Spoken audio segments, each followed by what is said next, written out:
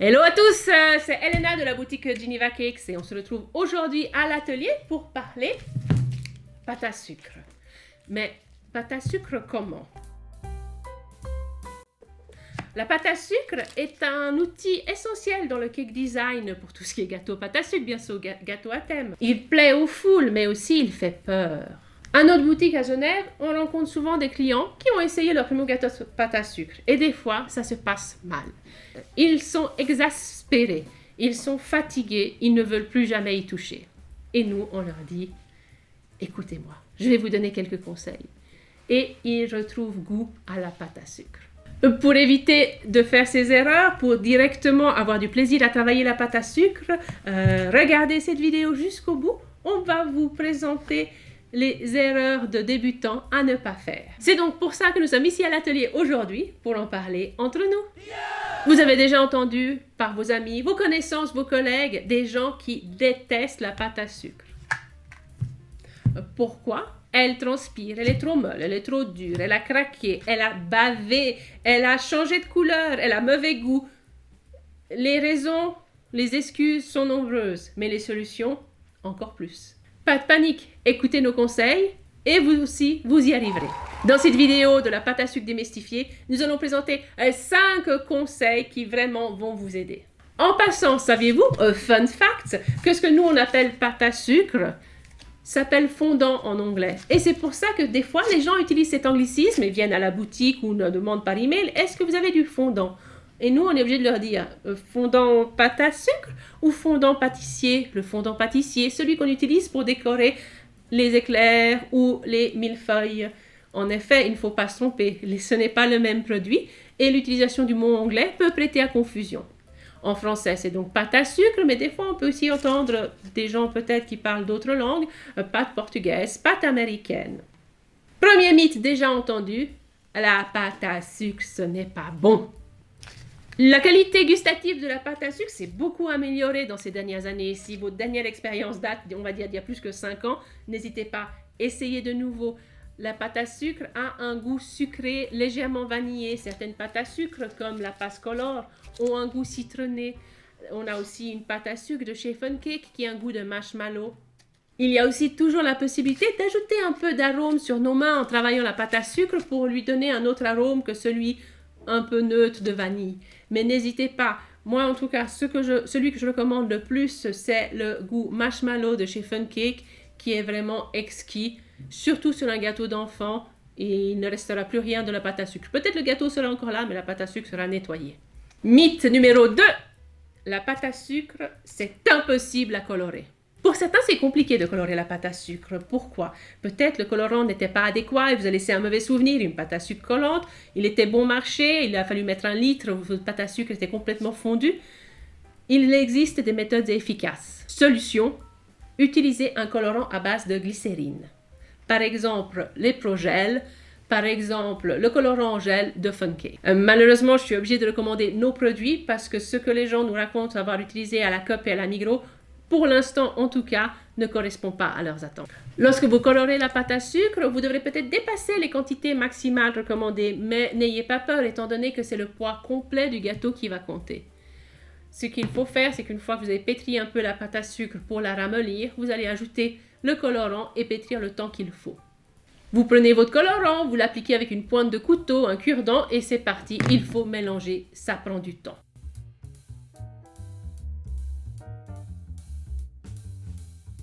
Plus vous mélangez, plus c'est uniforme. Et voilà, c'est fini. Vous laissez reposer un instant dans un sac plastique hermétique pour que la pâte à sucre, en quelque sorte, se remette de son expérience et vous pouvez l'utiliser sans autre. Conseil pro, de toute façon, si vous avez aimé l'effet marbré, n'hésitez pas à l'utiliser pour votre gâteau.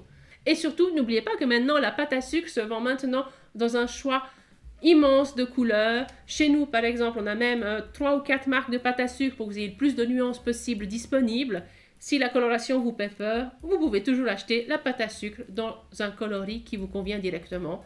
Pour le rouge et le noir, c'est d'ailleurs ce que l'on conseille. Souvent, on dit achetez la pâte de couverture déjà colorée et colorée pour les petits travaux, mais n'hésitez pas à directement acheter de la bonne couleur.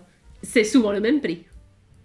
C'est l'instant pub comme d'habitude, parce que sinon j'oublie de le faire, alors je le fais tout de suite. Cette vidéo vous a plu, c'est les pouces bleus. Cette vidéo vous intéresse et vous voulez savoir qu'est-ce qui va se passer la semaine prochaine, vous souscrivez à la chaîne pour être averti. Et finalement, vous avez déjà un doute, une question, vous l'écrivez déjà dans les commentaires, sinon attendez la fin de la vidéo, on va peut-être répondre à votre question.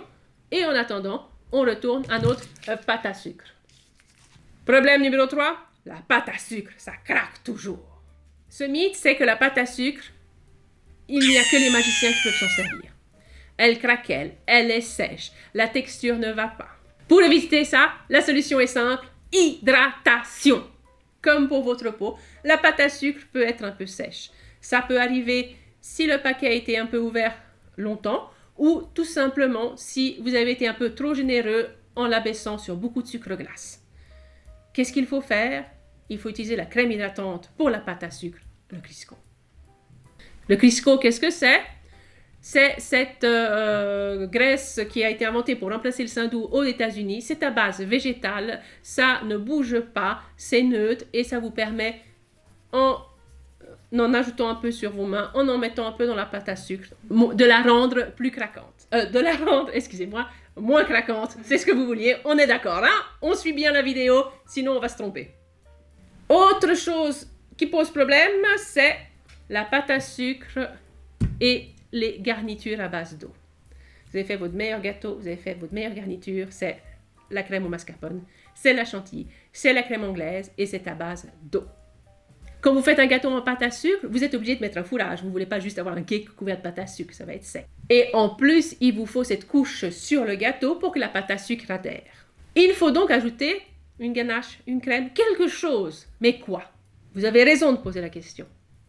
Parce que beaucoup de gens font une erreur dramatique. Toutes les crèmes, toutes les garnitures ne sont pas adaptées au contact avec la pâte à sucre. Déjà, on enlève toutes les garnitures à base d'œufs ou crus, car la pâte à sucre nécessite du long travail et votre gâteau ne pourra pas être toujours à la bonne température. Évitez aussi les crèmes pâtissières, le mascarpone, ce genre de choses qui sont à base d'eau, et optez pour les crèmes au beurre ou la ganache, qui sont des crèmes à base grasse. Vous trouvez les garnitures de gâteau souvent trop sucrées? Vous optez plutôt pour une ganache au chocolat noir. Vous voulez ajouter un peu plus de douceur à votre gâteau? Optez plutôt pour les crèmes au beurre à l'américaine avec juste le sucre glace et le beurre, ou bien des choses plus élaborées comme les crèmes à la meringue, les crèmes au beurre à la meringue. Autre mythe, on en est déjà au 5e. La pâte à sucre ne va pas au frigo. C'est clair dans votre tête, vous l'avez entendu et de nouveau entendu.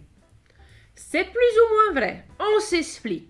Il y a 2 éléments qui entrent en compte dans ce cas. La marque de pâte à sucre. Si vous optez pour certaines pâtes à sucre, vous serez plus déçus. Certaines pâtes à sucre nous garantissent une bonne tenue au frigo, comme par exemple la Rencho, alors que d'autres, selon nos tests en tout cas, avaient des rendus qui pouvaient être un peu humides en surface, par exemple la Pascolor. Et le deuxième élément, c'est votre frigo. Vous aviez un vieux frigo qui est très humide, qui a plein de salades, c'est lui qui est le coupable, pas votre pâte à sucre. Idéalement, certains gâteaux cake design devaient plutôt se mettre dans une chambre froide avec une température de 6-7 degrés. Souvent, ce qui se passe, si le frigo est trop froid, c'est là qu'il y a beaucoup de condensation et des dépôts d'eau peuvent se faire sur votre gâteau. Et du moment où l'eau touche la pâte à sucre, c'est la cata. Et donc, c'était les 5 points à retenir pour vraiment ne pas s'arracher les cheveux avec la pâte à sucre. On récapitule. On a parlé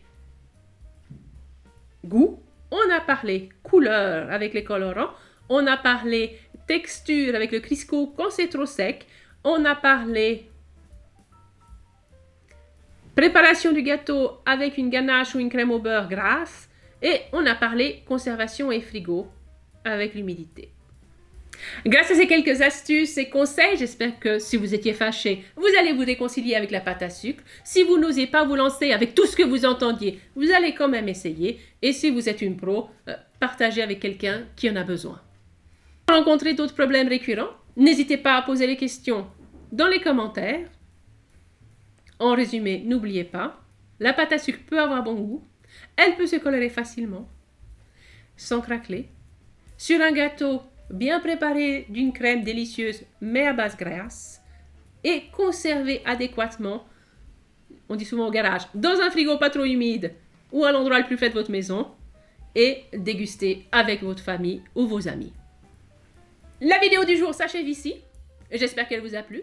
J'espère qu'on vous verra bientôt en boutique ou en ligne. Et en attendant, à vos pâtes à sucre, à vos lissoirs et à vos rouleaux à pâtisserie.